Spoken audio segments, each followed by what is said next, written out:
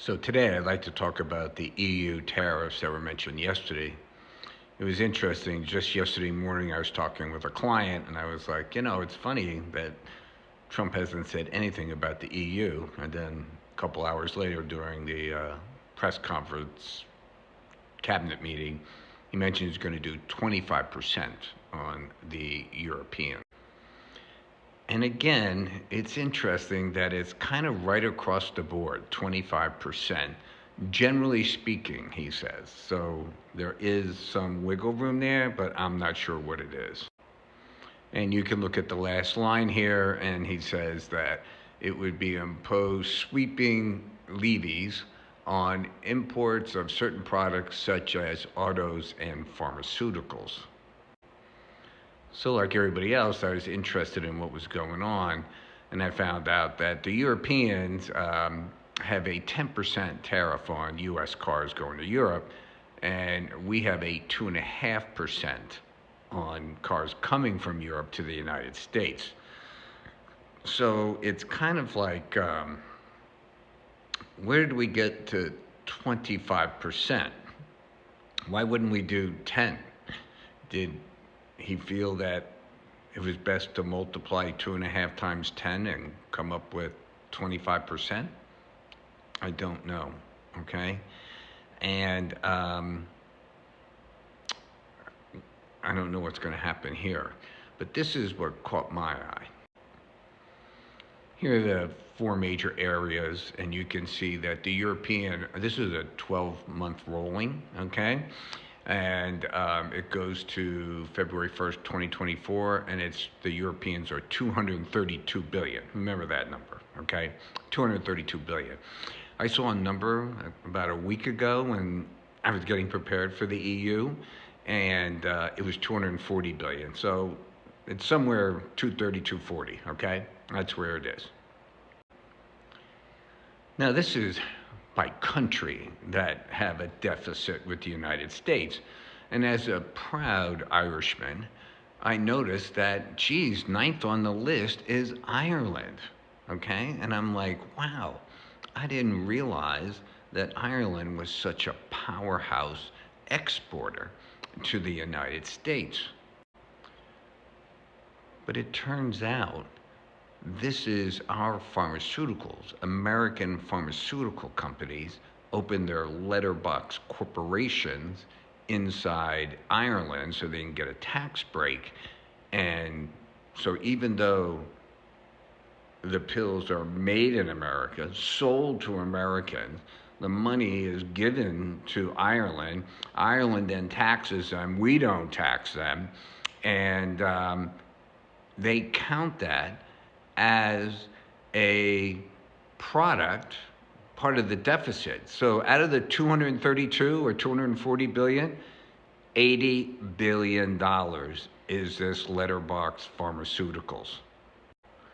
So Ireland has a corporate tax rate of 12.5%, and much lower than the corporate rate in America, even though I think the numbers are that the top 25 corporations in America have not paid 1 penny in taxes in the last 5 or 6 years, okay?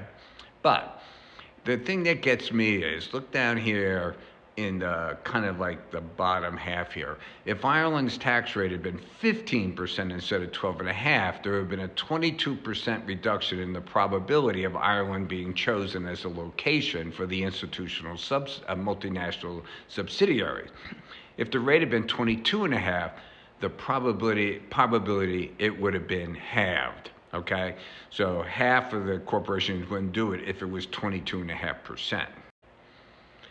So like everything in the world, it's far more complex, far more nuanced than just slapping on the 25%.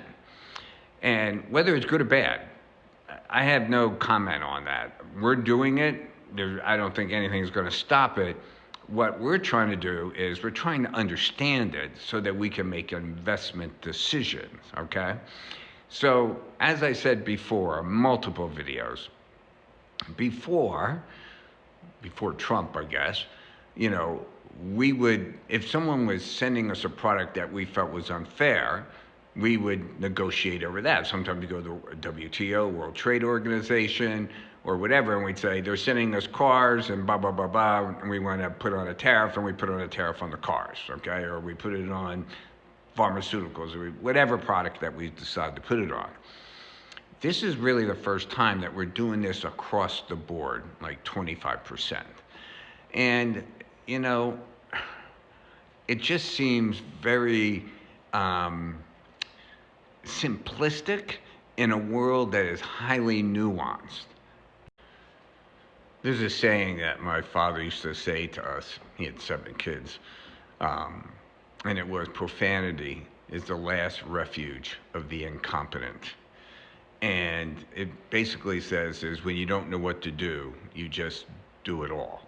And so to me, this seems that this 25%, I mean, think about it, we're doing it to everybody except China, which seems to be what this is all about.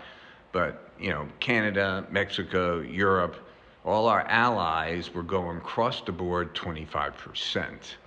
And it doesn't make a lot of business sense. Now, we've said that we're in a transition, and this is just a kickoff. We're just like blowing the whistle. We have another 15 to 20 years, and I don't think any of us knows what's going to look like in 15 to 20 years, but I can say now, I think it's going to be radically different, so different that we have no idea at this time. So my thing is, there are things that we do well. There are things that we don't do well. There are things that we'll never do well. We'll never be a major manufacturer. It's just not in the cards. And yet we have Mexico here, which is a major manufacturer, and working with them could be very helpful to us. So it's kind of like we have to make decisions as a country, as investment. And these decisions are going to be based on what we can do and what we can't do. We don't have all the money in the world, and so thereby we're going to have to pick and choose our way on how we're going to do this. And I would say coming out of the gate with 25% against our biggest allies and trading partners may or may not be the best way forward. So, what do you think? Like and follow, certainly comment, and tell me what you think, because I'm definitely interested. Thank you.